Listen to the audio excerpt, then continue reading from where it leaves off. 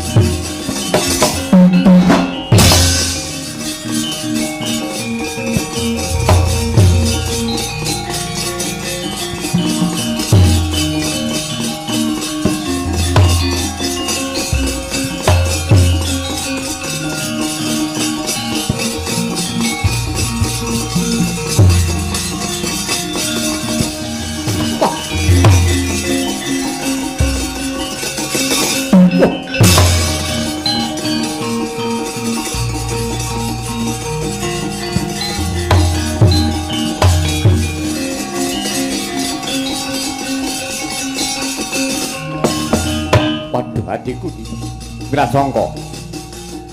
Yadi nganti kena jemparing.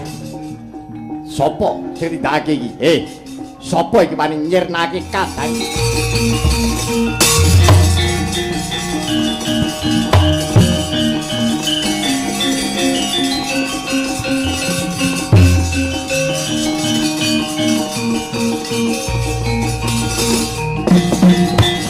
Gugur madyaning palagan, gugur pengawak kusuma bangsa. Nenggih. Putra Wirata kekalih Raden Tara Wirasangka ger rayating Kurawa.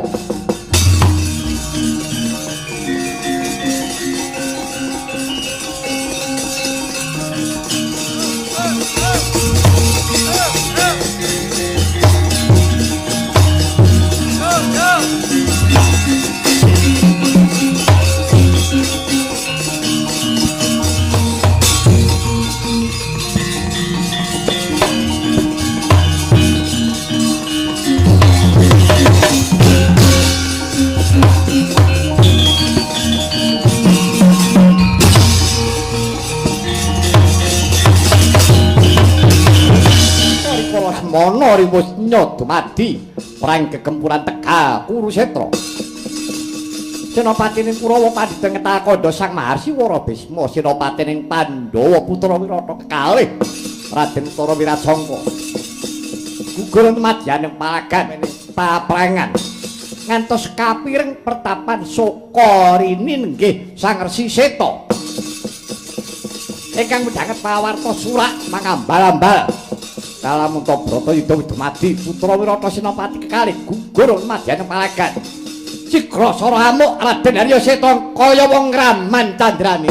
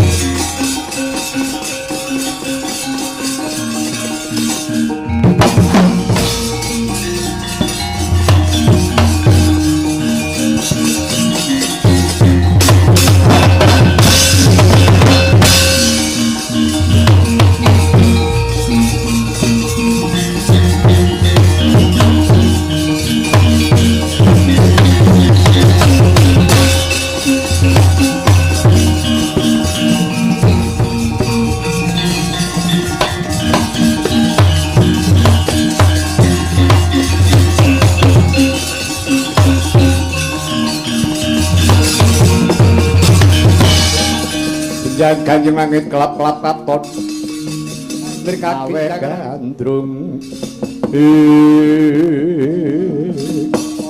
Jaya Mrata. Ayo Pandhawa waspadakna senopatimu sakloron. Utara Wirasangka wis temekaning pati. Ayo aja tida-tida rasaning atimu.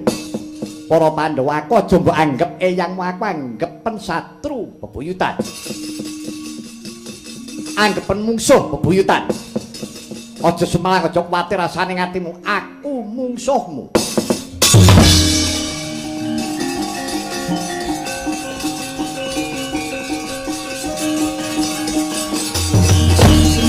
Kadartane daging surak sumbar petak Madya Begawan Bisma Sigra Jemangkah Raden Harya Seta ingkang kaya kepanjingan setan Datanenget Purwadaksina.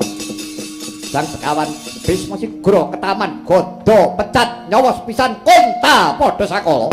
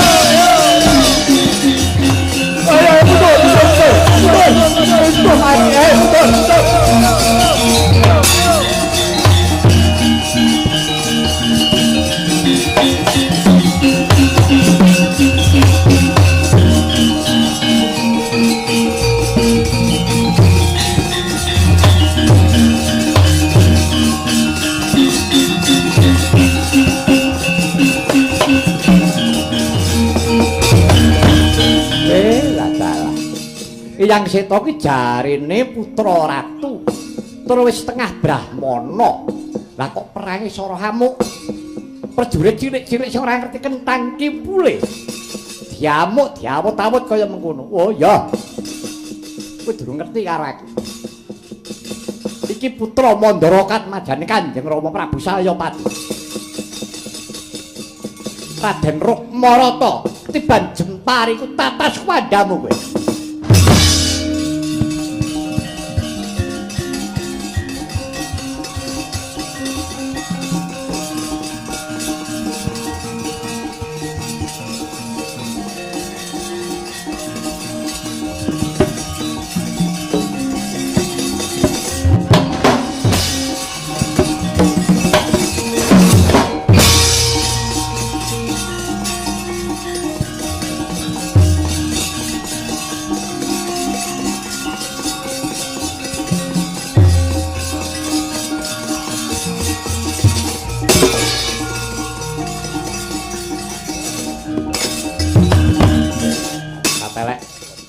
Tanpa paripara iki.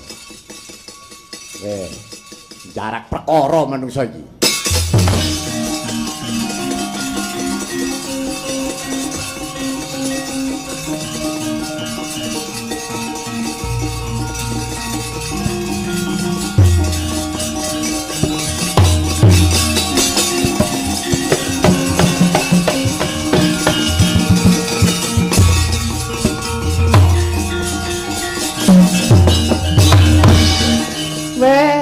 Cocok karo kondang Sora Hamuk kaya ngono. Bul kulitmu atos debok bosok. Ketiban pariku wae mekaning pati. Kaya ngono kok jare Senopati linuwe. Kaya ngono kok jare ngaku satriya setengah pendhita. Endi kasektenmu? Ayo yung. Ayo. Ayo. Ayo. Parat bana sapa kuwi? Aku Rukmarata. Rukmarata. Anake sapa? Putra Kanjeng Rama Prabu Salyapati. Eling-eling bapakmu kaya wong wengis. Karo maratuwane wae tegel. Mulane anak-anak kok diapur kuwi wis bener. Iki margane patimu.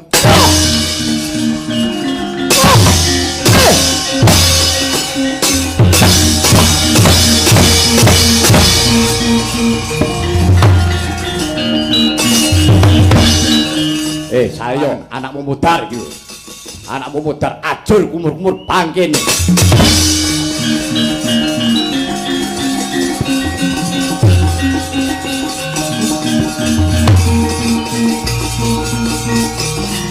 Salah anakmu galan.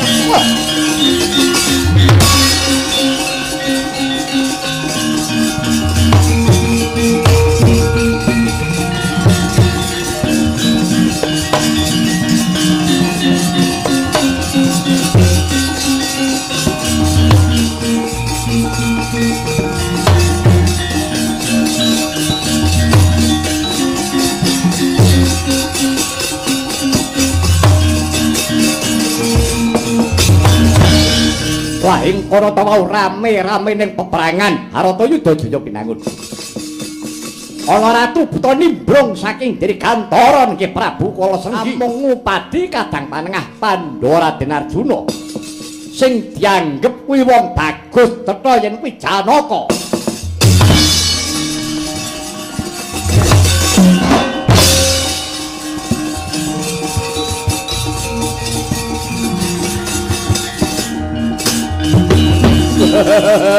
Lah salah. Ketemu sing tak goleki. Ketekan sediaku. Iki nek bocah bagus kemliwer ning madyaning palagan. Iki mesti Janaka mati dening aku.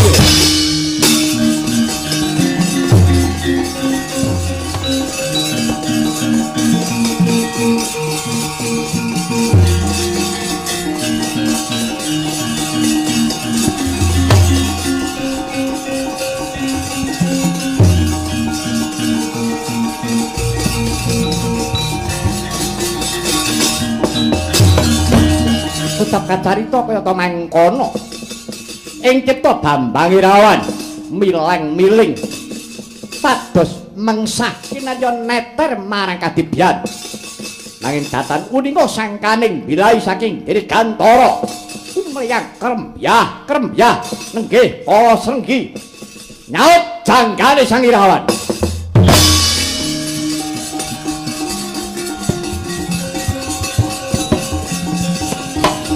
Wah, mati, wah!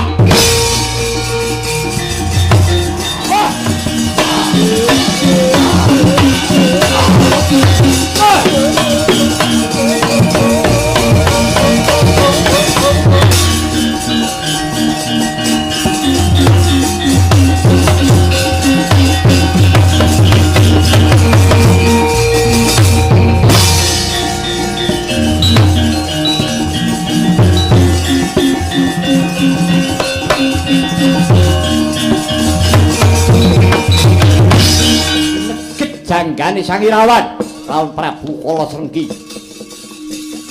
kinemah-kemah ginilut-gilut pundhake eling-eling Bambang Irawan putra Madukara ingkang darbe kaseteng linangkung nadyan wis kacakot janggane maksih henget Purwaduk Sinara katak sigra menuju riga katamaken jajanira Prabu Kala Srenggi pecah sampyuh prayagung kekalih.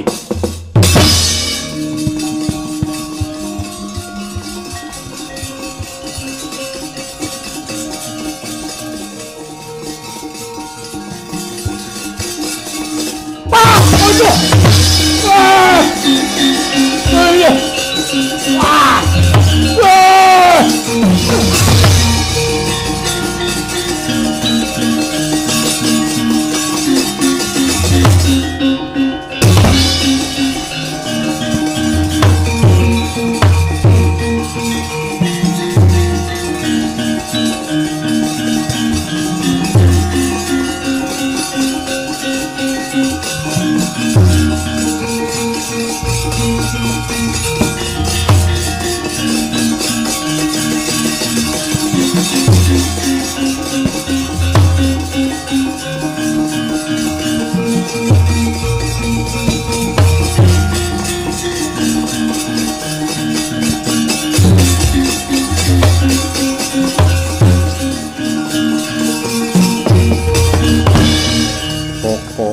Ketiwasan Koko Prabu mboten nyono menika anak kula pun Irawan gugur madyaning palagan kados pundi Koko Prabu Arjuna nadyan kowe kelangan anak Irawane kowe bejo tegese iki nyang apes parane janjane mono iki mungsuhmu Ratu Gua bareng Prabu Kala Srenggi iki arep goleki kowe arep marsasra wirange bapakne Kang Rikala Semana wis mbok sirnakake. Ya kuwi Jata Gimbal kawan Jata Gini. Lah ngertine Kala Srenggi kuwi saben wong bagus dianggep Janaka. Ora ngerti ya yen to kuwi Irawan. Lan maneh Irawan kuwi nadyan to temekaning pati Janaka isih nekem pusaka kang gudrah ludira. Mati sampyuh Irawan ku nadyan to gugure pengawak kusuma bangsa. Wah, bayi do nyelo. Ora urung dadi kurban. Ya nek jenenge dadi kurban ku ora nom ora tuwa. Kabeh kuwi padha nyandang. Wis Janaka, pasrahna karo sing kawogan putramu sing wis asawan kunarpa iki.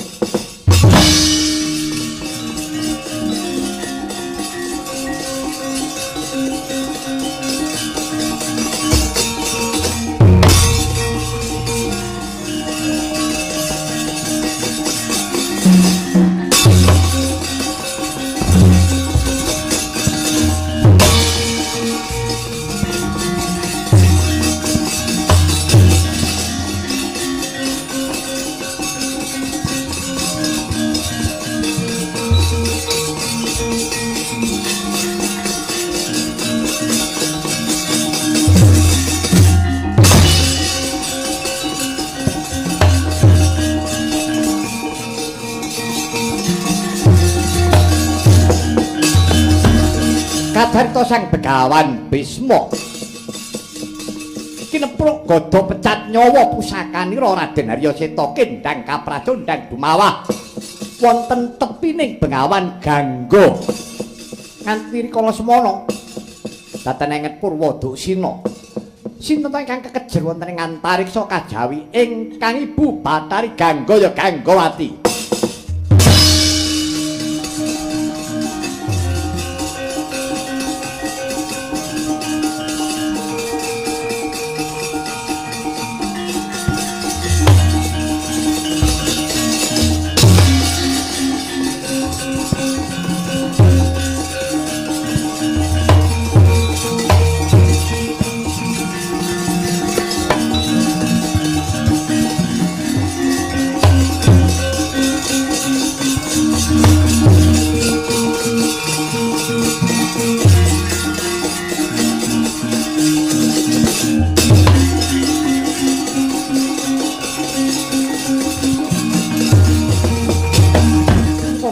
Karing bawana langgeng anakku ngger Dewa Brata.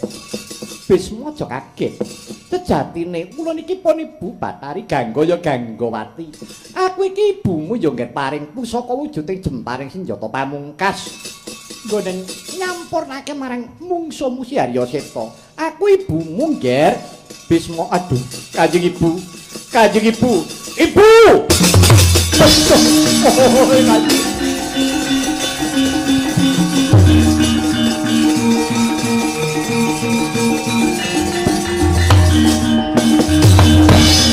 Oh, Kanjeng Ibu. Dimaksud sembahan kula Ibu, pepunden kula. Inggih. Paduka paring sarana pusaka kemawon kula badhe ngabekti kemawon mboten saged karana paduka lampah kadewatan. Inggih, Ibu, ngaturaken genging panuwun ingkang tanpa pepindhan. Nadyan kula rikala semanten air ngantos kula dumugining dewasa ngantos dumugining sepuh kados dereng saged ngaturaken sungkem kaliyan Kanjeng Ibu. Ibu, amba bilih menika sungkem kula ingkang wekasan Kanjeng Ibu. Paring paduka pusaka jemparing pamungkas kenging kula nggih nyirnakaken mengsah kula.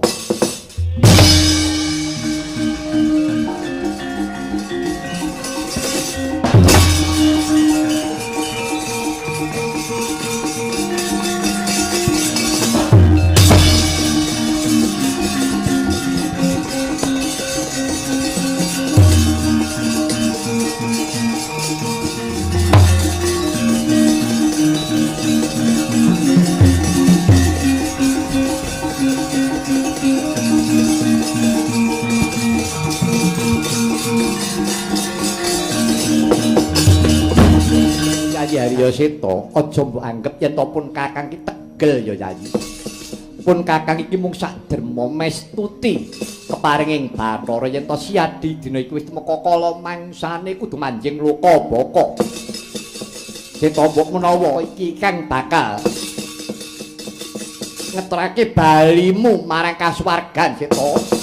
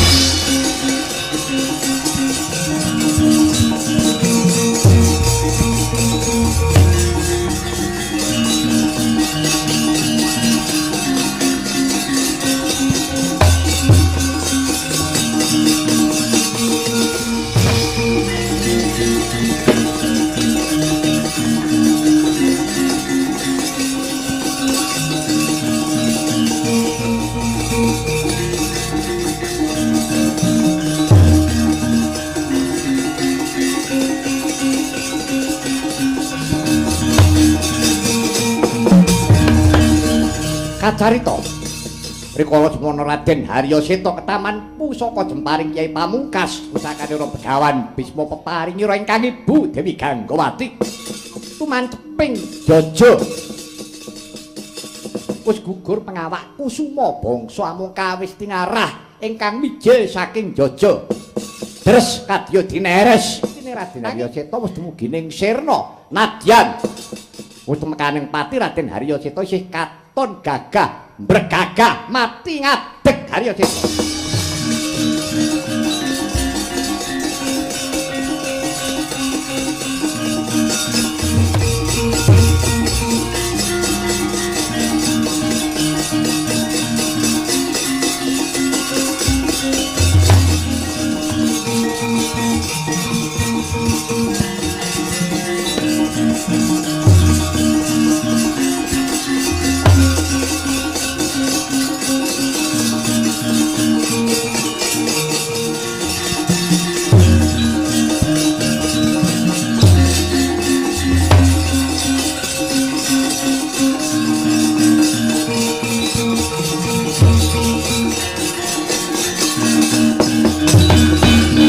Jahat ngungun jroning penggalih Narendra Dwarawati.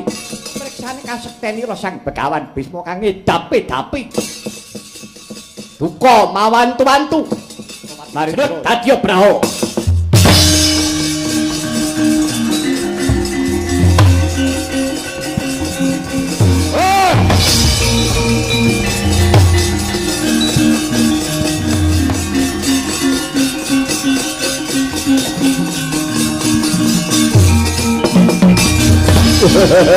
Lanjala bujrem punis lanat setan padha kegujikan. Kawan Bisma aja girang-girang gumuyu menawa ya mung aku sing bakal yo nguntapake balimu marang loka baka. Bisma, aku mungsuhmu. Ah.